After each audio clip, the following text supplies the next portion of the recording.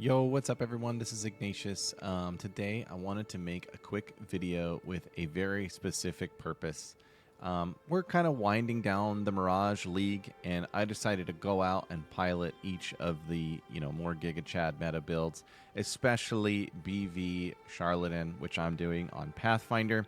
And as I explored this build and as I learned it and as I optimized it, I realized there were a lot of frequently asked questions out there and also some frustrations about the build not working as well for some as it does for others. And I thought that's one reason to make a build. And then I also noticed that Pathfinder is, potentially the less common variant. And I wanted to sort of, showcase how good Pathfinder is for this build and how much fun some of the interactions are. So that is going to be kind of the two parts of this video.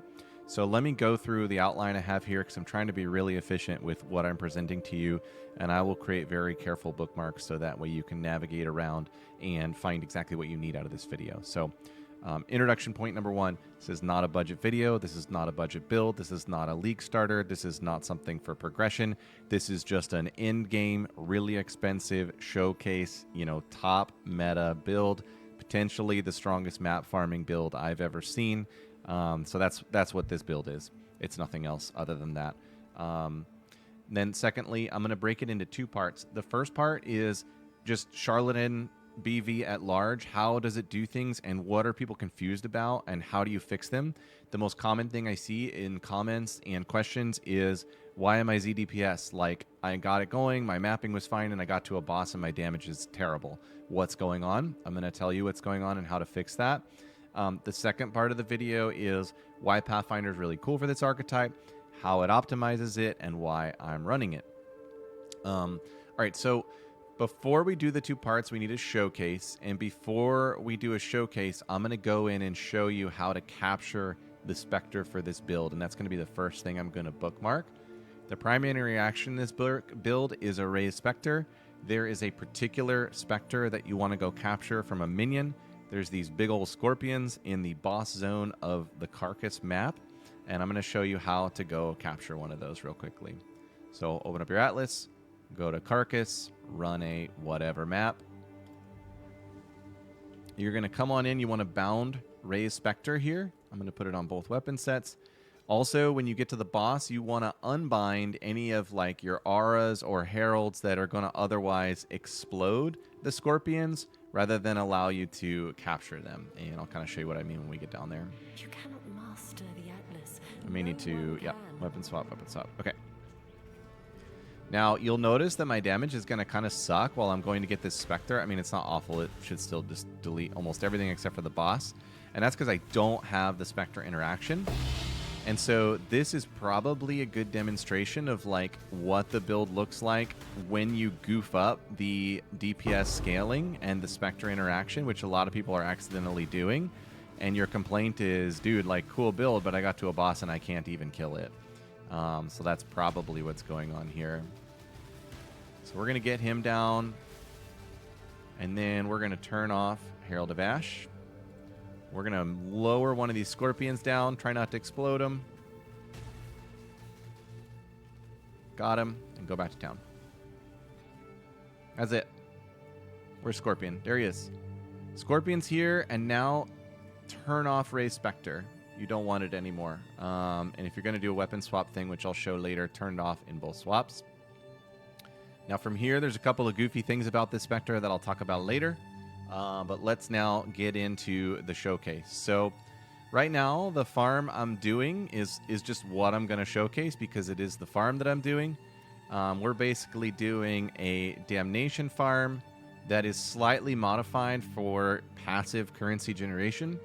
So we're running 100% Delirious Div cards on Mirage maps, which is printing about 2 Divines and Div cards every map. We're also on the Atlas doing all sorts of things to get heist contracts out and pack size and some influence mods and beyond. So just a few other things going on there. The target is ultimately Damnation, but it does still print like 30 to 40 D per hour with the additional mods on there. So this is a 100% deli map. The build on Pathfinder is mod immune, which is amazing. So you can run any mods. And I'm going to show you what this looks like. I probably won't run the Mirage. I'll spare you the time. I'll just run like the main map. And I'll also show you like how some of the interactions work while mapping. Each step you take binds you tighter. So first thing I want to say is later on, I'm going to detail how this weapon swap works. This weapon swap will double your damage. But right here, note that my Spectre's right here, my Scorpion. And I am going to cast Blade Vortex, which is going to consume the Spectre and a snapshot the damage from Minion Pact on that Spectre. And that is the key interaction in the build. I'm going to talk more about it later explicitly after the showcase, but I want to mention it here since I'm about to do it. So we're going to capture the Spectre, we're going to juice Vortex up to 10, and we're going to never let it get to 0 for the duration of the map. So BV is going to stay all the way maxed out.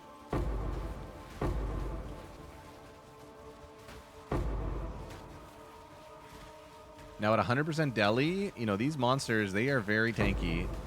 As soon as we capture a few rare buffs and especially get the crit shrine going, our Pathfinder is going to be leaving profane ground everywhere, and then everything is going to be on instant delete. But it doesn't really happen instantly until we get that profane ground going. After we get it going once, it's pretty much permanent because it's based on our crit hit chance. I'm not up to that just yet. Another thing you can do on Pathfinder is max out your traveling speed even more with utility flask buffs. I was doing this for a while, but honestly, it's just too fast.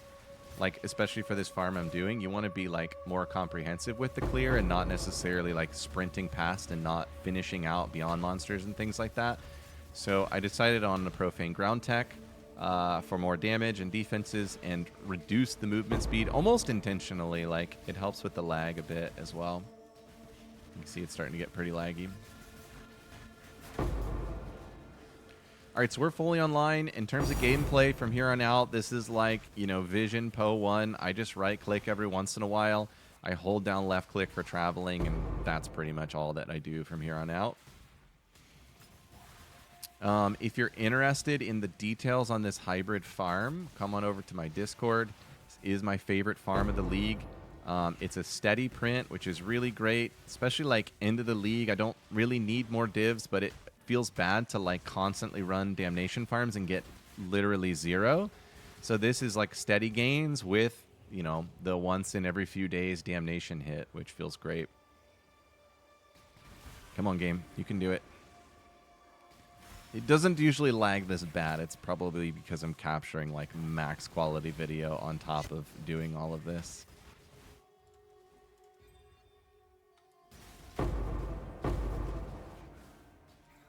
It's getting actually a lot worse. I'm surprised.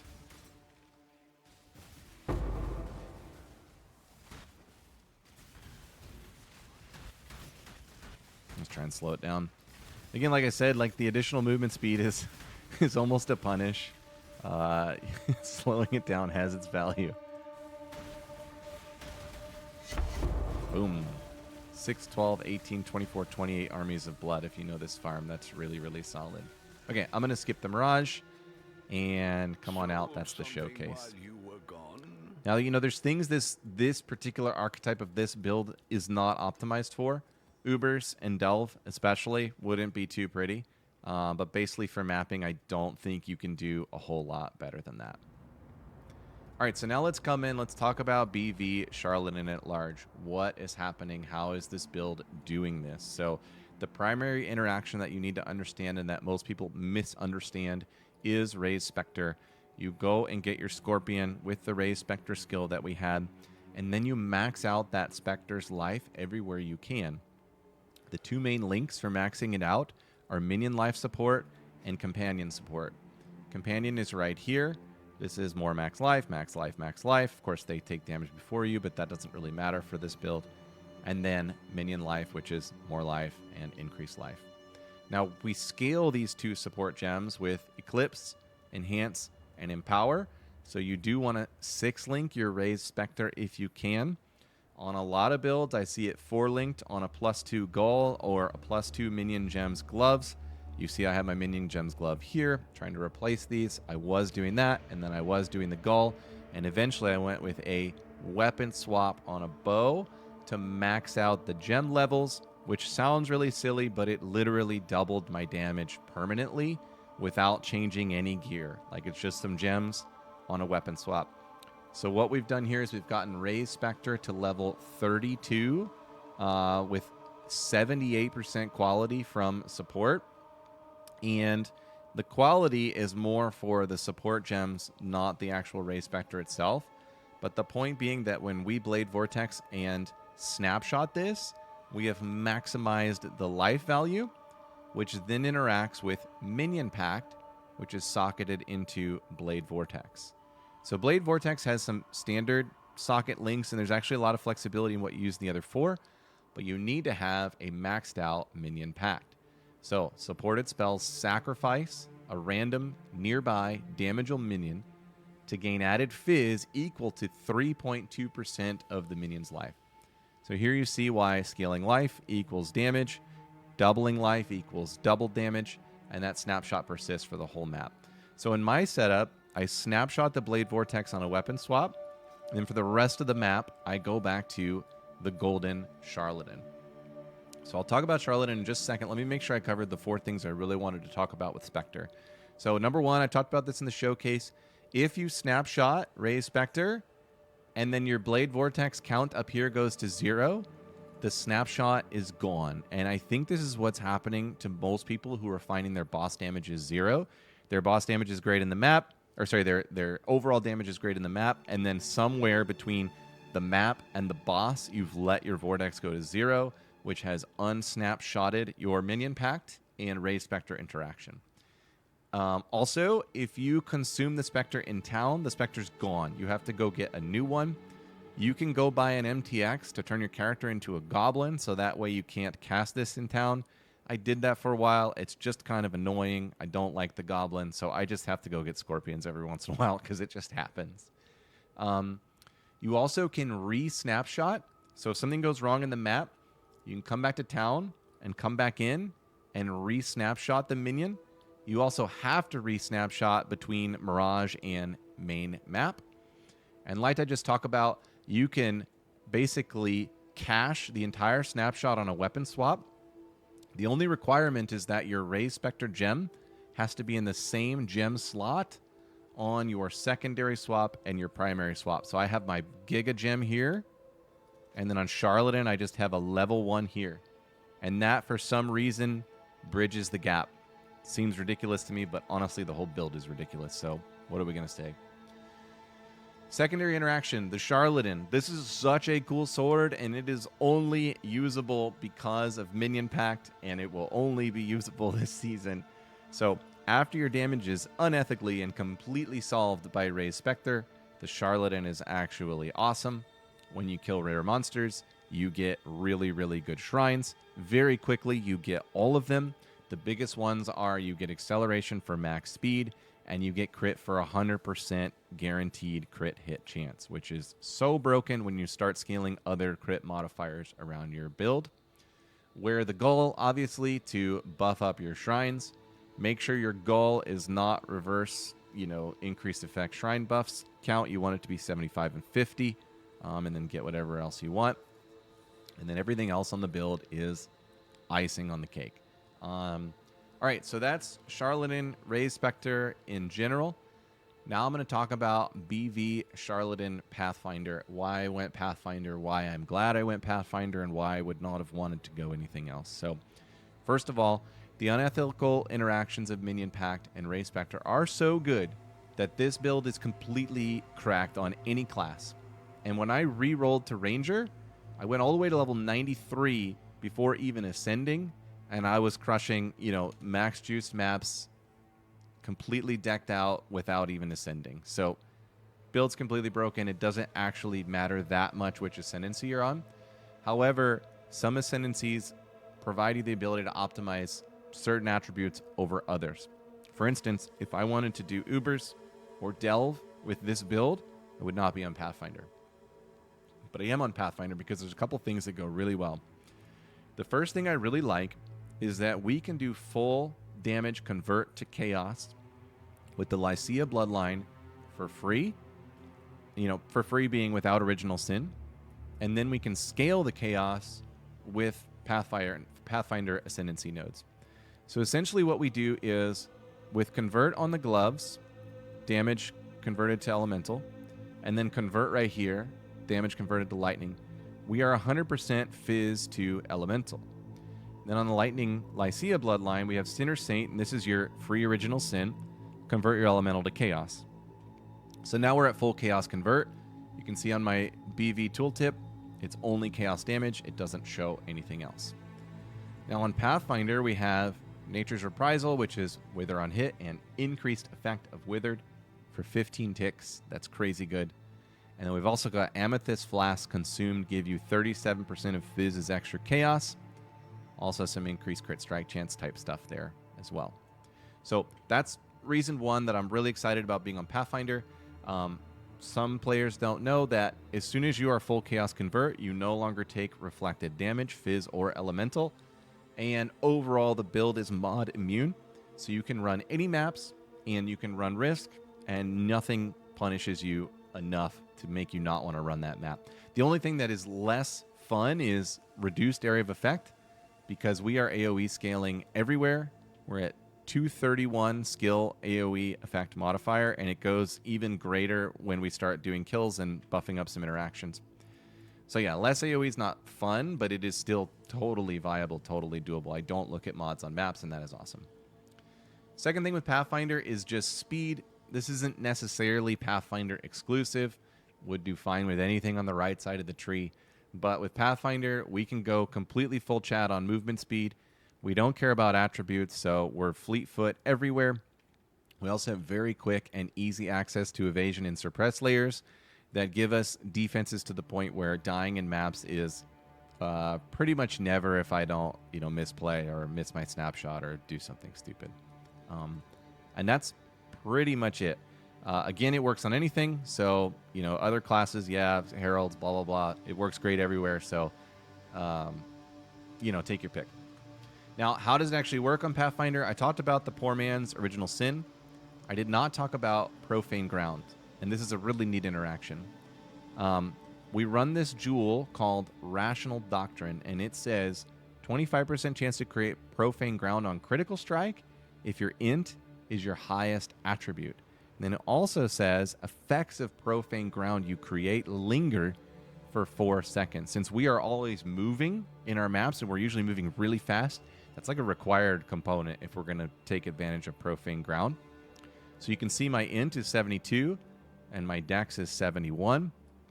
We don't care about attributes because of the elegant hubris and supreme ostentation. And then again in the Lycia bloodline, create profane ground instead of consecrated ground. Don't really care about that, but look what our profane ground does. Inflict malediction on enemies. Shows you there what malediction does. 10% DR, 10% increased damage taken. And then also gives you and your allies chaotic might. 30% of fizz as extra chaos. So you can see how much the chaos is scaling. We're also gaining unholy might over here from overwhelming malice. So the chaos scaling and then Pathfinder sort of bolted onto it is just really, really powerful in these interactions. Profane ground is really cool. Second way it really works is just the passive tree in general and the clusters. For the most part, the clusters I'm using are redundant of most of the Charlatan builds you'll see out there. So your large 8 passive clusters, you just want to make sure you have a couple of unspeakable gifts nodes for chaos damage explode. Again, if you're on Pathfinder, you get to scale the chaos damage. An overwhelming malice somewhere is really, really important. And then on the other one, Wicked Paw for skill effect duration, and then another unspeakable gifts. And then the 4 passive, 5 passive clusters are all the same. Assert Dominance, Towering Threat, Increased AoE, and Ellie Res. Towering Threat is 10% AoE, 8% max life. Assert Dominance is 25% AoE if you've killed at least 5 enemies recently. So pretty much in the entirety of the map, that is always on. And we have 4 of those, so that's 100% more AoE in the maps from that. And then another 40% from Towering Threat. So you can see that our AoE scaling just goes off the chain. Other things that are notable on the passive tree, sort of some decisions that I've made that maybe aren't found in other builds. Your elegant hubris is really important, and ours is doing a number of things. It's basically solving chaos res with these 2 nodes here. It's solving ailment avoidance with chance to avoid shock here and just a little bit here on the jewel and then Storm Shroud. And then we're getting 80% minion max life here and 80% minion max life here. On top of Supreme Ostentation, that is absolutely insane character power for such minimal number of passive nodes. So the goal of your Elegant Hubris is very, very specific. You want to make sure you get a good one. I do have a video out there on how to find good timeless jewels. It will be very helpful, including a Mobalytics written guide if you don't know how to find those. Other things we're doing that are unique, we're scaling the AoE of BV right here, and in part so that we can take this 25% chance to open chests when you cast a spell. We're constantly casting BV and maps, and everything opens. And this includes strongboxes and rogue chests, which we farm in the Mirage for enhanced blueprints. So that's really, really nice quality of life speed scaling. The last thing I'll talk about that is important to understand for this build to work, and this isn't necessarily Pathfinder specific, though you'll see it on all of the Ranger starts because the overlapping jewels are extremely powerful. So let me talk about these really quickly. Number one is Unnatural Instinct. This just basically gives you all the small passive nodes in radius. And then number two is the Light of Meaning. Our passives grant us 6% increased fizz. And so you can see with those two in combination, look at the very bottom, 208% increased physical damage, basically for 2 jewels. Now the last thing, and you might not see this on every build, is the Foulborn Might of the Meek. So it turns off notable passives in radius, but it increases non-keystone regular passives in radius by 75%. The huge gain here is that everything in this shared radius between Unnatural Instinct and Might of the Weak is given a 75% bonus. So, you know, cast speed, fizz damage, very, very cool, but also look at the AoE scaling, 21 and 21. And you can see from this gem, overall, we get 54% AoE from those overlapping effects. The only downside is we turn off Harrier, which is, you know, really not a big deal at all. Also, a huge, tiny upside right here. This one little node gives us 14% IMR. Super, super powerful. I think that's about it. I mean, I could go over all of the jewels, but, you know, you'll see them in the POB and see how everything is working. Again, this is an expensive build. This is not a cheap build. I do not have a progression guide. Just this video to show you how this is working in the very late end game. I do invite you to ask questions and provide feedback in the YouTube. Every time I make a video, I say stuff that could be wrong or I say stuff that could be improved, and please call me out. I do really, really appreciate that. That's how I grow in my knowledge.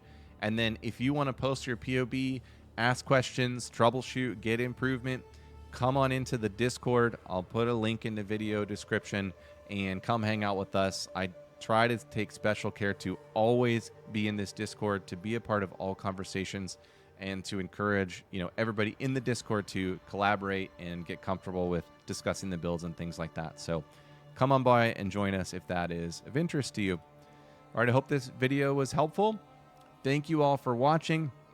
I stream almost every night of the week now for a few hours in the evening after my kids go to bed. So if you want to catch me live, find me on Twitch or YouTube in the late hours on US East. Thank you, everyone. Bye-bye.